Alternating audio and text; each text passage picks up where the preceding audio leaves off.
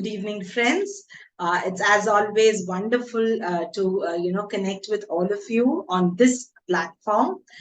Today, my topic of presentation is going to be emotional crisis management.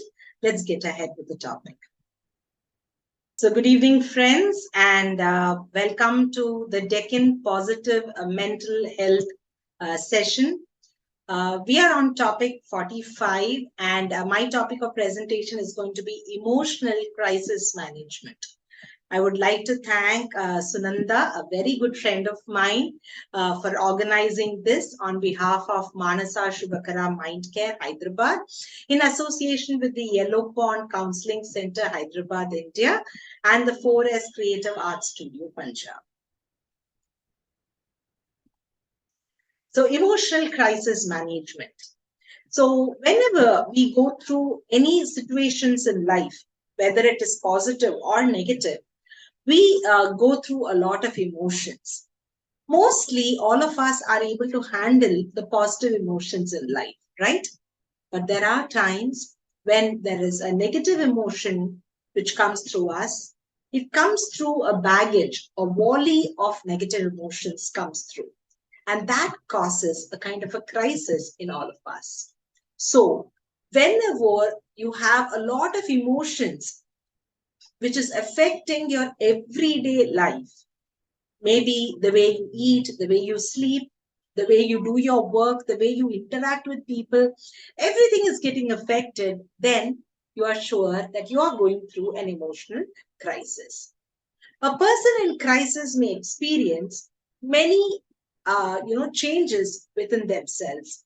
The physical symptoms usually includes any kind of aches all across the body. It could be headache, backache, and a little bit of confusion too in the mental well-being. So when you look at these people, they would be very down, very depressed. They'll have very less vitality. They will not have any mood to do anything. They will suddenly go into tears. Their heart will feel very heavy. They'll feel very broken. And in the mental, they will not be very clear. They will always have some confusion or indecisiveness on what to do next. Among the many possible causes which you can see, which can lead to this emotional distress, basically could be divided into personal, which reflects only on oneself, or it could be the environmental factors, such as people having difficulty in having good relationships with people around them. It could be maybe their own family members or people known to them, their friends, their colleagues, their workplace members, or it could be with any strangers too. And some of them can even have some physiological changes, especially when they give a birth to a baby and have postpartum depression, or in situations when they'll have to move or relocate or resituate themselves from the place that they dwell. So the emotional crisis, if you look at it, is basically a response to a culmination of a series of stressful experiences or events that they have experienced in their everyday life. And this constant stress goes and gives a kind of a chronic stress for them. And thereby, if you look at it, they just don't have the energy or the vitality to get back and do things. Emotional crisis is not rare. And if you look at it, it is actually reportedly much more common than the heart attacks that you hear about. So some examples of this mental health crisis can include depression, trauma, eating disorders, alcohol or substance abuse, self-injury or suicidal thoughts. And if you suspect any friend or family who's going through this, it is very important that you step forward and be proactive in asking them, do they need any help? Many a times you might not get a very positive response. They will say, oh, I can handle it myself. But as a friend, you should also leave a message saying that, I'm always there for you. Or you can ping me whenever you want. Or In case you think you need something, do let me know. So they feel that they have somebody, they have a support system, they have a scaffold so that they can hold on in case a necessity arises. So, when either you're anxious or you're depressed or you have any relationship issues, you can go into an emotional crisis. It can also have some material crisis, like, when you have a lack of health care, there is, employment, there are problems, there are legal issues, there's drug or alcohol abuse, there is housing, as I told you, there is some change in your environment, or there is some financial crisis that you're going through. So, as Kubler-Ross grief cycle says, there are 5 stages. You have a stage of denial, and at this stage, you will see that people go through a stage of avoidance. They have not yet accepted that stage, right? And there could be confusion, there could be a sense of a fear, shock. Otherwise, this entire denial stage can go on for a longer period of time. So, the antidote for this is to accept the situation and acknowledge it and work towards it. Now, after they go through this, it becomes like a why me? So, that kind of anger. This anger can lead to either there could be a subconscious frustration, irritation, and anxiety. So, they might not respond well to the neighborhood. And if you're not getting a solution at this phase, you will see people get very depressed. And now it comes to the emotional support stage. Now, this depression could be a sense where the people would be overwhelmed, there could be helplessness, hostility, or it could be flight. They would just, disconnect and go away. Now, after this stage, there is a stage of coping. And at this stage, they would bargain. They will say, okay, they would be struggling to find meaning with anything and everything. They would be reaching out to others, but probably not really ready to share, or they'll start sharing their story with others.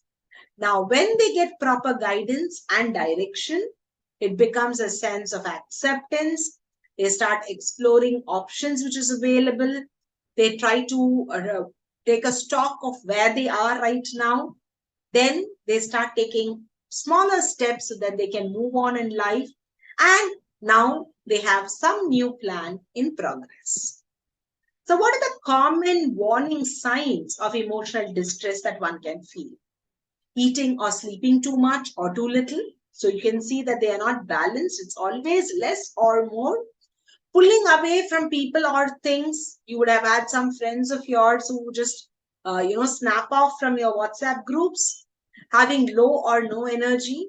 Having unexplained aches, pains, constant stomach ache or headache. Feeling helpless or hopeless. Excessive into any kind of an abuse. It could be smoking, drinking, alcohol, drug abuse, any other prescribed or unprescribed drugs which they buy around the counter. Worrying a lot of time, feeling guilty, but they don't know why they are feeling guilty. Thinking of hurting or killing themselves or someone else. So either they are self-inflictive or they are inflictive towards others, or having difficulty in readjusting to home or work life.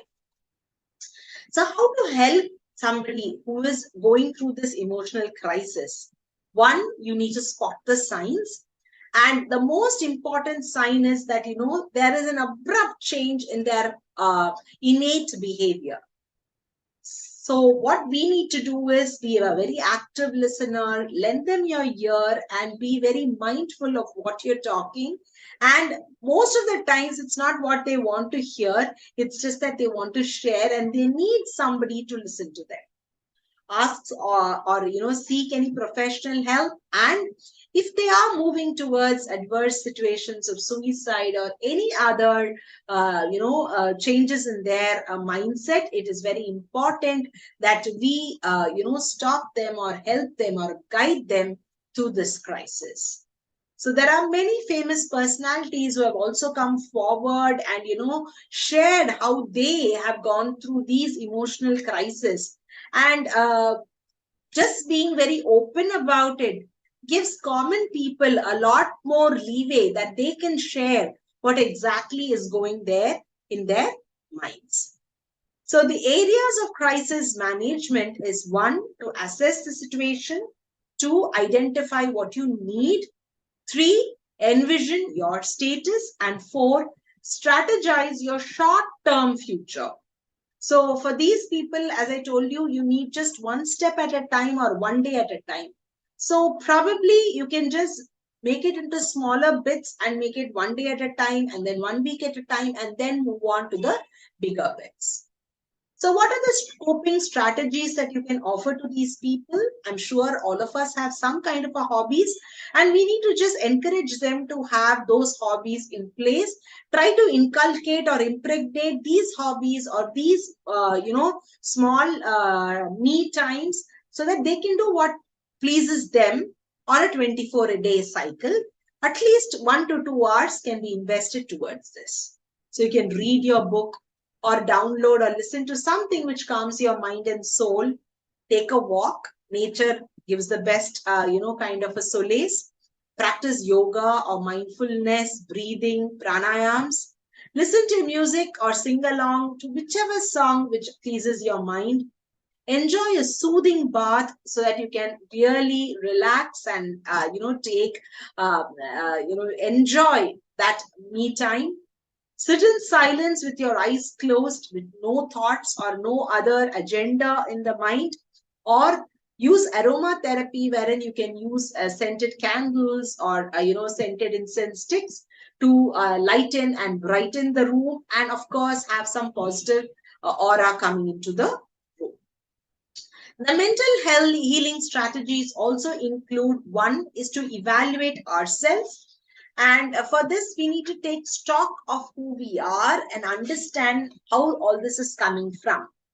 Another thing is self-love, where you treat yourself and be yourself and, start accepting yourself and don't be very self-critical about yourself, right? This will in turn increase your self-confidence and self-esteem.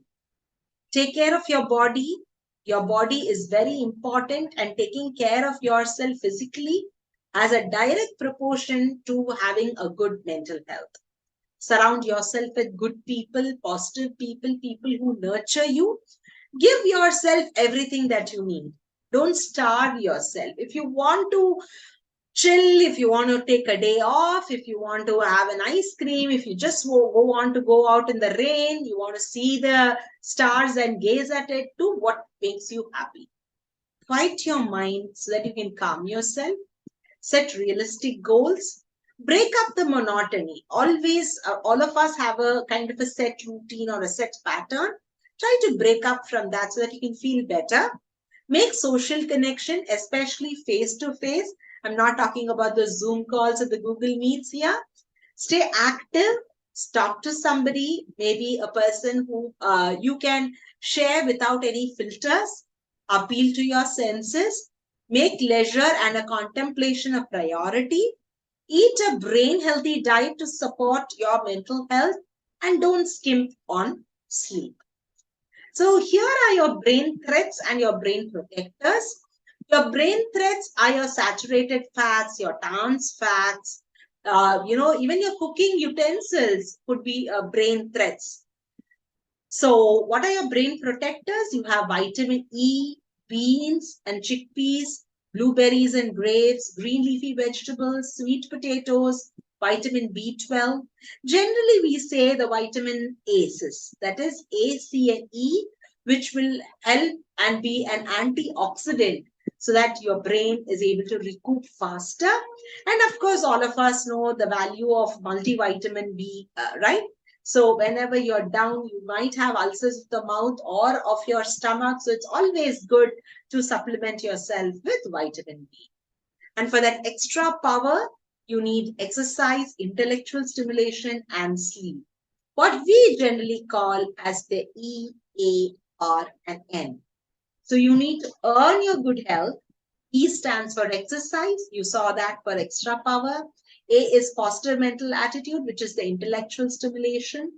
R is rest, which is the sleep. And N is the nutrition we spoke about. So this could be used as an acronym to help you understand this better. There are ways to prevent or reduce the risk of having a nervous breakdown. So learn to relax yourself, learn new strategies, take care of yourself, eat well, and sleep well, dress well, be happy, stay happy, choose happiness. Get organized and have a to-do list, so that that small everyday task, when you do and when you put a tick, you feel very happy about it. And similarly, when you do it over a period of time, you feel you've accomplished, so that gives you a reason to move forward. And in case you think you need counseling, definitely seek professional help.